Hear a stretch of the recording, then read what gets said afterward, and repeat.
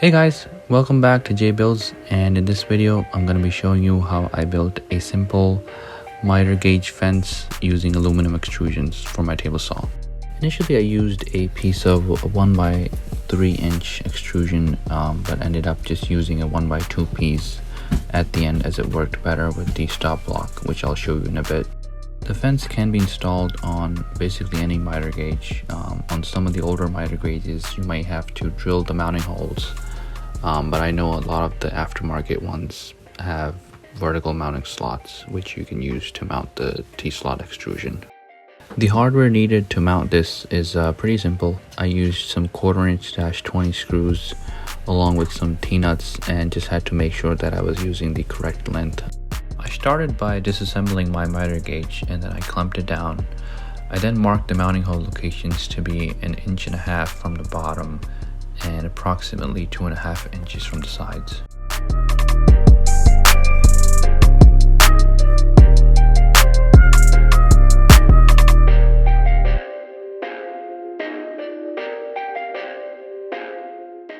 Once I had my holes marked, I used a center punch to mark the centers, and then I drilled the holes using a 1/4 inch drill bit.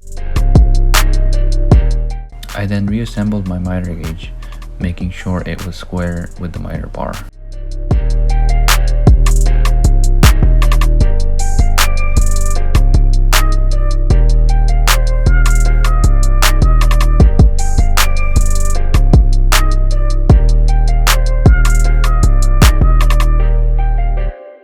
And once I had the fence loosely fitted, I aligned it with the edge of my blade and tightened down the 2 screws. Installing the stop block was pretty straightforward as well. It was just a 1x2 right angle bracket mounted with T-nut and a handle. You can turn it upside down to mount it on the top T-slot, or you can flip it to mount it on one of the lower front T-slots.